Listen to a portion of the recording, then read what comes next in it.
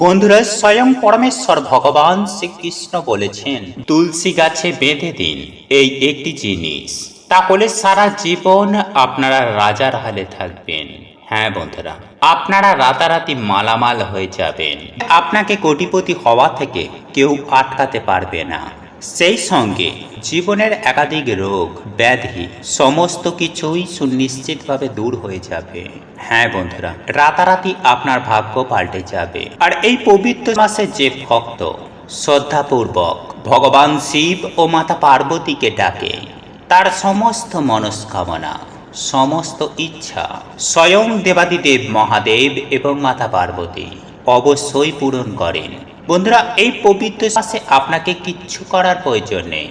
কেবলমাত্র শিবলিঙ্গে আপনি এক ঘটি জল অর্পণ করলেই মহাদেব আপনার সমস্ত সংকট দূর করে দেবেন। তবে বন্ধুরা, আপনার কাছে যদি সময় না থাকে, তাহলে বাড়ির যে কোনো একজন মহিলাকে এক ঘটি জল অবশ্যই এই মাসে শিবলিঙ্গে অর্পণ করা উচিত। বন্ধুরা, আপনারা প্রত্যেকেই জানি যে দেবাদিদেব মহাদেব অল্পতেই সন্তুষ্ট। যদি তাকে ভক্তি সহকারে যদি তাকে ডাকা হয়, তাহলে মহাদেবের আর কিছুই চাই না। আপনি যদি তাকে সামান্য একটি বেলপাতাও অর্পণ করেন, তাতেই দেবাদিদেব মহাদেব সন্তুষ্ট এবং তাতেই তিনি আপনার বাড়িতে বিরাজ করবেন। বন্ধুরা, আমাদের হিন্দু শাস্ত্রে বলা হয়েছে যে যদি আপনার মাতা পিতা না থেকে থাকে, তাহলে আপনি আপনার স্বচ্ছ মনে একবার ভগবান শিব এবং মাতা পার্বতীকে নিজের মাতা পিতার জায়গায় স্থান দিয়ে ভক্তি সহকারে তাকে ডাকুন, সমস্ত মনস্কামনা পূরণ করবেন। কারণ বন্ধুরা, শিব হচ্ছেন জগৎ পিতা। শুধু আপনি স্বচ্ছ মনে একবার তাকে ডেকে তো দেখবেন স্বয়ং দেবাদিদেব মহাদেব আপনার কাছে ছুটে চলে আসবে। আর বন্ধুরা, আপনারা যদি দেবাদিদেব মহাদেবকে ভালোবেসে থাকেন, শ্রদ্ধা ভক্তি করে থাকেন, তাহলেই কমেন্ট বক্সে অবশ্যই লিখবেন ওম নমঃ শিবায়, হর হর মহাদেব। আর আপনি যদি আমাদের চ্যানেলে এখনো পর্যন্ত নতুন হয়ে থাকেন, পাশে থাকা নোটিফিকেশন বেল আইকনটি অন করে রাখবেন। যাই হোক বন্ধুরা, মূল আলোচনায় প্রবেশ করা যাক। বন্ধুরা, যদিও তুলসী পাতা দেবাদিদেব মহাদেবের পূজা আরাধনায় ব্যবহার করা যায় না, কিন্তু বন্ধুরা, তুলসীর এই টোটকা বা উপায়টি আপনাকে মালামাল করে দেবে এবং আপনার সমস্ত কষ্ট, আপনার সমস্ত দুঃখ যন্ত্রণা, একাধিক রোগ ব্যাধি এক মুহূর্তের মধ্যে বিনাশ করে দেবেন। হ্যাঁ বন্ধুরা, একেবারে গড়া উবড়ে শেষ করে দেবে। বন্ধুরা, তুলসী গাছ তুলসী পাতা আমাদের প্রত্যেকের বাড়িতেই থেকে থাকে, কিন্তু বন্ধুরা, আমাদের মধ্যে খুব কম মানুষই এমন আছেন যে তুলসীর মাহাত্ম্য কি, তুলসী গাছ সম্বন্ধে আমাদের শাস্ত্রে কি বলা হয়েছে সেই সম্পর্কে আমরা অনেকেই কিন্তু জানি না। তুলসীকে কিভাবে জল অর্পণ করা উচিত, আর এই তুলসীর কাছে কোন বস্তু সব থেকেই শুভ হয়, এইরকম বেশ কিছু নিয়ম বিধি রয়েছে যেগুলি পালন করা অত্যন্ত গুরুত্বপূর্ণ প্রত্যেকের জন্য।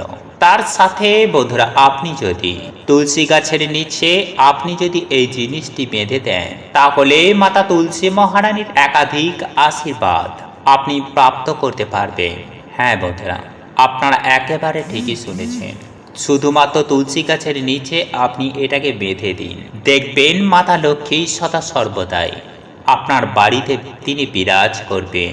হ্যাঁ বন্ধুরা, এই তুলসী পত্র বা তুলসী গাছ আমাদের প্রত্যেকের বাড়িতে থাকলেও তা কিন্তু একটা অত্যন্ত শুভ ফল ডেকে আনে। এই তুলসী পত্র বিভিন্ন দিক থেকে একটি উপকারী বস্তু। বন্ধুরা, আমাদের পুরাণ বলছে যে তুলসী পত্রে মাতা লক্ষ্মী নিবাস করেন, আর নিয়মিত রূপে এই তুলসী মহারানীর পূজা আরাধনা করলে বা তুলসী বৃক্ষের পূজা করলে একাধিক প্রকার লাভ আমরা প্রাপ্ত করতে পারি। কিন্তু বন্ধুরা, আপনি আপনার বাড়িতে তুলসী গাছের নিচে যদি এই জিনিসটিকে বেঁধে দিতে পারেন, তাহলে এমনিতেই যে আপনার বাড়িতে তুলসী গাছ আছে তার থেকেও ঢের গুণ বেশি আপনারা কিন্তু ফল প্রাপ্ত করতে পারবেন। হ্যাঁ বন্ধুরা, শুধুমাত্র আপনি যদি এই একটা জিনিস তুলসী গাছের নিচে আপনি যদি বেঁধে দেন, কারণ বন্ধুরা, এই একটা জিনিস ছাড়া তুলসী বৃক্ষকে অসম্পূর্ণ বলে মনে করা হয়, কারণ এই জিনিসটি তুলসী বৃক্ষকে সম্পূর্ণ করে। এবং আমাদের বেদ ও পুরাণে এই সম্পর্কে বিস্তারিতভাবে উল্লেখ পাওয়া যায়। কিন্তু বন্ধুরা, আপনি কি এটা জানেন যে এই তুলসী বৃক্ষের পূজা আরাধনা করলে তাহলেই ভগবান শ্রী হরি বিষ্ণু এবং মাতা লক্ষ্মী খুবই শীঘ্রই কিন্তু প্রসন্ন হয়ে যান। হ্যাঁ বন্ধুরা, এর ফলে আপনারা তাদের আশীর্বাদ প্রাপ্ত করতে পারেন। জীবনে আপনি সমস্ত খুশি পাবেন যেগুলির আপনি যোগ্য। তবে হ্যাঁ বন্ধুরা, তুলসী বৃক্ষের নিচে আপনাকে কিন্তু এটাকে বাঁধতে হবে। বন্ধুরা, শুধুমাত্র ভারতবর্ষে নয়, এই পৃথিবীর একাধিক দেশে তুলসীকে একটি পবিত্র দৃষ্টিতে এটিকে দেখা হয়। হ্যাঁ বন্ধুরা, এই তুলসীর মধ্যে রয়েছে একাধিক ঔষধীয় উপায়, একাধিক ধার্মিক অনুষ্ঠান এবং তান্ত্রিক প্রয়োগেও এটিকে কিন্তু প্রয়োগ করা হয়। আর বন্ধুরা, আমাদের পুরাণে তুলসীকেই ভগবান শ্রী হরি বিষ্ণুর স্ত্রী বলে মনে করা হয়েছে। আর তার সাথে মাতা তুলসী মহারানী হচ্ছেন জগৎ জননী। পরমাত্মার অনেক দুর্লভ বরদানের মধ্যে এক হচ্ছে এই তুলসী। যেখানে তুলসী বৃক্ষ থাকে সেখানে ভগবান ব্রহ্মা, ভগবান শিব এবং ভগবান বিষ্ণু অর্থাৎ ত্রিদেব সেখানে নিবাস করে। আর তুলসী মহারানীর পূজা আরাধনা করলে একজন মহাপাপীও পূর্ণতা অর্জন করে। যেমন বন্ধুরা, সূর্য যখন উদয় হয় তখন অন্ধকার শেষ হয়ে যায়, ঠিক তেমনই বন্ধুরা আমাদের শাস্ত্র অনুসারে যে বাড়িতে তুলসী গাছ থেকে থাকে সেই বাড়িতে সুখ শান্তি সমৃদ্ধি সব সময় কিন্তু বিরাজ করে বা বজায় থাকে। আর ভগবান শ্রী হরি বিষ্ণুর পূজাতে তুলসী পত্র থাকা একটা কিন্তু খুবই গুরুত্বপূর্ণ জিনিস। কারণ বন্ধুরা, এই তুলসী পত্র ছাড়া ভগবান বিষ্ণুর পূজা কিন্তু কখনোই সম্পূর্ণ হয় না, অর্থাৎ অসম্পূর্ণ বলে মনে করা হয়। আর সে কারণেই বন্ধুরা আমাদের প্রত্যেকটা সনাতনীর শ্রী হরি বিষ্ণুর পূজা আরাধনা করেন এই তুলসী পাতা দিয়েই, এবং প্রত্যেকটা বাড়িতেই প্রায় তুলসী বৃক্ষ আমরা দেখতে পাই। বন্ধুরা, এই তুলসী শুধুমাত্র একটি পত্র নয়, বরং এটি হচ্ছে আমাদের মায়ের সমান। আর বন্ধুরা, এই তুলসী গাছে দৈব শক্তি বিরাজ করে।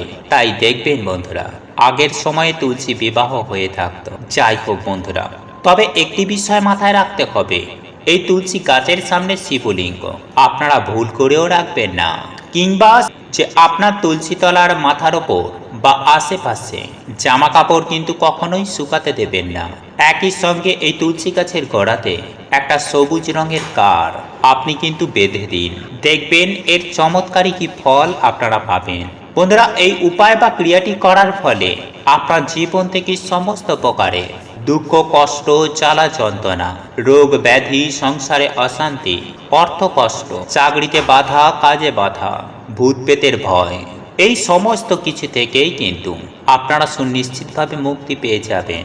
হ্যাঁ বন্ধুরা, আমাদের বাস্তুশাস্ত্র এ বিষয়ে বলছে যে এই তুলসী মহারানী যেখানে থাকবে তার আশেপাশে জুতো খুলে কখনোই কিন্তু রাখবেন না।